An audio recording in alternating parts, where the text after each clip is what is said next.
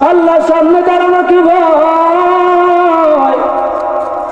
আমার আল্লাহ রব্বুল আলামিন তো ভয়ঙ্কর না, তারপর আল্লাহর সামনে দাঁড়ানোকে ভয় কেন করতে হবে? আল্লাহ রব্বুল আলামিন বলেন, ইয়া আইয়ুহান নাস ইত্তাকু রাব্বাকুম ইন্না যালযালাতাস সাআতি শাইউন আযীম। আমি আল্লাহ তাআলা কিন্তু ভয়ঙ্কর না, কিন্তু আমি আল্লাহর আযাব বড় কঠিন। আমি আল্লাহ রব্বুল আলামিনের জালজালা বড় কঠিন। আমার আল্লাহর আযাবকে ভয় করার কথা বলেছে, কারণ কালকে আমাদের ময়দানে প্রত্যেকটা মানুষের হিসাব দেওয়া হবে। কেমন সেই হিসাবে বেড়া জুলুম করাও হবে না। একটু সময়ের জন্য আল্লাহ কিন্তু জুলুম করবেন না। আল্লাহ তাআলা বলেন, ওয়াত্তাকু ইয়াওমান তুরজাউনা ফীহি ইলাল্লাহ। আরে বান্দা, ওয়াত্তাকু ইয়াওমান তুরজাউনা ফীহি ইলাল্লাহ। আমি আল্লাহ রাব্বুল আলামিনের কাছে তোমাদের প্রত্যাবর্তন করতে হবে, ফিরে আসতে হবে। ওই সময় আমি আল্লাহ তাআলা তোমাদের আমলনামা তোমাদেরকে দিব। আমি আল্লাহ রাব্বুল আলামিন কারো সাথে জুলুম করব না, লা ইউযলামু। আমি আল্লাহ তাআলা জুলুমকারীকে পছন্দ করি না, এর জন্য কারো সাথে জুলুম করা যাবে না। আল্লাহ রাব্বুল আলামিন আমাদের আমলনামা আমার সামনে দিবেন। যখন আমাকে দিবেন, ওই সময় আল্লাহ রাব্বুল আলামিনের কোরআনের ভিতরে আছে, যখন মানুষদেরকে আমলনামা দেওয়া হবে, ওই সময় প্রত্যেক নবীর উম্মতের সামনে, প্রত্যেকটা উম্মতের সামনে নবীদেরকে দাঁড় করে আমলনামা দেওয়া হবে। যখন আপনার আমলনামা আমার নবী দেখবে, দেখার পরে তাকায় দেখবে 30 বছর 40 বছর পর্যন্ত আপনার আমলনামার ভিতরে একবেলার নামাজ না। আমার আল্লাহ রাব্বুল আলামিন যখন আপনাকে আমলনামা দিবে, ওই আমলনামা যখন আমার নবী দেখবে যে আপনার আমলনামার ভিতরে রমজান মাসের রোজা নাই, আল্লাহর নবী ডাকতে বলবে, উম্মত, আমি আল্লাহ রাব্বুল আলামিনের যখন নবুয়তি পেয়েছি, নবুয়ত পাওয়ার পরে আমি 23 বছর আমি উম্মতের জন্য কান্না করেছি। উম্মতের জন্য শুধু কান্না, কান্না করার প্রতিফলন তুমি আজকে আমাকে কি দিলা, কি দিলা? আল্লাহ রাসূল সাল্লাল্লাহু আলাইহি ওয়াসাল্লাম ওই সময় ব্যথিত মন নিয়া, মনের ভিতরে আনন্দ নাই, কষ্ট দিয়া মালিকের কাছে বলবে, ও দয়ার মালিক, আমার একটা উম্মত জানি জাহান্নামে না যায়। আল্লাহ রাব্বুল আলামিন আল্লাহ তাআলাকে ভয় করার কথা বলেছেন। কিভাবে ভয় করব? শুধু গুনাহ করে বেড়াই, আল্লাহর ভয় আমাদের ভিতরে কিন্তু নাই।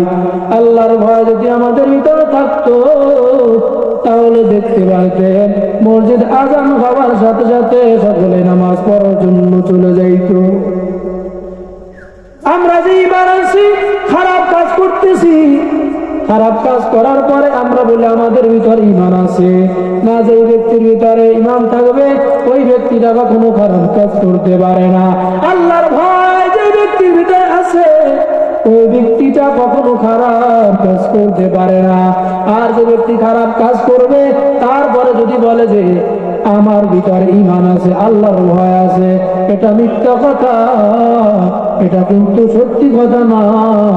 যদি আল্লাহর ভয় তার ভিতরে থাকতো, ওই ব্যক্তি কখনো খারাপ কাজ করতে পারতো না।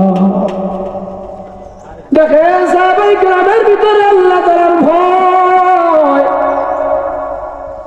আল্লাহ তাআলার ভয় কেমন সাহাবায়ে কেরামের ভিতরে। আল্লাহর নবী হযরত আয়েশা রাদিয়াল্লাহু তাআলা আনহার ঘরে ঘুমানো, গভীর রাত, নবীর কানের ভিতর আওয়াজ, গুন গুন আওয়াজ আসতেছে। নবীর ঘুম ভেঙে গেছে। যে কান্নার আওয়াজ কোথা থেকে আসে? আল্লাহর নবী ঘুম থেকে উঠে গেলেন। ঘুম থেকে উঠার পরে মসজিদের নববীর দিকে যাওয়ার রওনা দিলেন।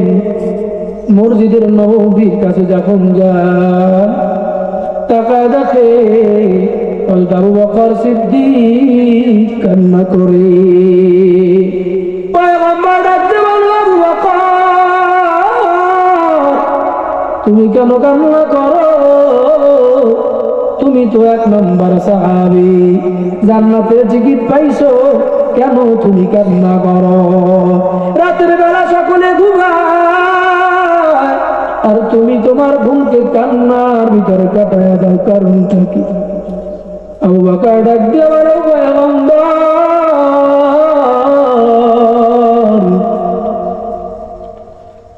যেই আল্লাহ তাআলা আমাদেরকে জান্নাত দিয়েছেন, ওই আল্লাহ তাআলা আমার কোন কর্মের কারণে যদি জাহান্নাম নিবদ্ধ করে দেয়, আমার ঠিকানাটা যদি জাহান্নামে দেয়, এই ভয়ের কারণে আমি রাতের বেলা কান্না করি। এই ছিল আল্লাহ তাআলার ভয়। তারা তো জান্নাতের সার্টিফিকেট পাইছেন, তারপরেও কান্না। কিন্তু আমরা তো কিছুই না, তারপরেও কোনো কান্না নাই, শুধু হাসাহাসি, যেখানেই যাই শুধু হাসি। অথচ আল্লাহ তাআলা কোরআনের ভিতরে বলেন, ফালিয়াদহাকু কালিলান ওয়ালিয়াবকু কাসীরা। ওরে বান্দা, তুমি হাসো, বেশি বেশি কান্না করো, কারণ কিয়ামতের কঠিন ময়দান, জাহান্নামের আগুন নিবানোর জন্য চোখের পানির বড় দরকার। চোখের পানি ছাড়া জাহান্নামের আগুন নিবানো সম্ভব না। চোখের পানি ছাড়া জাহান্নামের আগুন নিভবে না। যখন জাহান্নাম আপনাকে গ্রাস করার জন্য, খাবার জন্য আসবে, ওই সময় আল্লাহর রাসূল মাকামে মাহমুদ সিজদায় পড়ে কান্না করে আর বলবেন, ও আল্লাহ, আমার একটা উম্মত যদি জাহান্নামে যায়, আমি জান্নাতে যাব না। জাহান্নাম দ্রুত গতিতে আসতে থাকবে জাহান্নামীদেরকে খাওয়ার জন্য। ওই অবস্থা দেখা আল্লাহর নবী সিজদায় পড়বে। সিজদায় পড়ার কারণে আসমান জমিন কাঁপতে থাকবে। আল্লাহ তাআলা ডাক দিয়ে বলবে, পয়গম্বর, আপনাকে যখন দুনিয়া আমি পাঠাইছি, আপনার বাবা ছিল না, কিছুদিন যাওয়ার পরে আপনার মাও নাই, আপনার মা বাবা হারাইয়া আপনি কান্না করেছেন, তারপর দিনের দাওয়াত দিতে আপনি দ্বিধাবোধ করেন না। আল্লাহ তাআলার দাওয়াত পৌঁছানোর জন্য সব সময় আপনি ফিকির করেছেন। ওদের ময়দানে দান শহীদ করেছেন, বদরের যুদ্ধে রক্ত ঝরিয়েছেন, তারপরেও আপনি পিছনে ফিরেন না। তারপরে আপনি দিনের দাওয়াত পৌঁছে গিয়েছেন। কিন্তু আজকে যদি আপনি কান্না করেন, ওই কান্না আমি আল্লাহ তাআলাও সহ্য করতে পারবো না। আপনি মাথা উঠান। এরপরে আল্লাহ রাব্বুল আলামিন সামান্য একটু বেলার ভিতরে সামান্য পরিমাণ পানি দিয়া পয়গম্বরকে বলবে, পয়গম্বর, এই পানিটুকু আপনি ছিটাইয়া দেন। আল্লাহ নবী ডাকতে বলবে, আল্লাহ, এইটা কি জমজমের পানি না হাউজে কাউসারের পানি? আল্লাহ বলবে, ও পয়গম্বর, এই পানিটুকু আপনি ছিটাইয়া দেন। জাহান্নামের গায়ে যখন ছিটাইয়া দিবে, সঙ্গে সঙ্গে জাহান্নাম পিছনে ক্যাট করে ভাগতে থাকবে। পয়গম্বর ডাকতে বলবে, আল্লাহ, এটা কির পানি দিলেন? আল্লাহ রাব্বুল আলামিন বলবে, রে পয়গম্বর, আমি তো আল্লাহ তাআলা কোরআনের ভিতর বলেছিলাম, ফালিয়াদহাকু কালিলা ওয়ালিয়াবকু কাসীরা। কুম হাসবে, বেশি বেশি কান্না করবে, এই কথার উপর আমল করে যেই ব্যক্তি কান্না করেছে, আমি আল্লাহ তাআলাকে ভয় করে এই চোখের পানিটু আমি ধরে রেখেছি, এই পানি আজকে আপনার হাতে দিয়েছি, আর এই পানির বিনিময়ে আজকে জাহান্নাম চলে গেছে। কি কারণে গেছেন বলেন? চোখের পানির কারণে। এজন্য কান্নার দরকার আছে কিনা?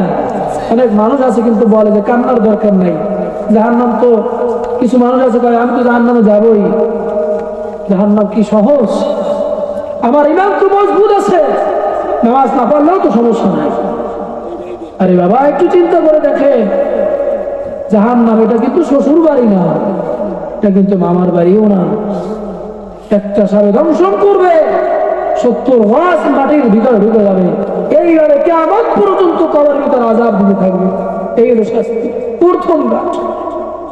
আর ওসমান রাদিয়াল্লাহু তাআলা আনহু যখন রাস্তা দিয়ে যাইতেন, কবর দেখলি কান্না করতেন।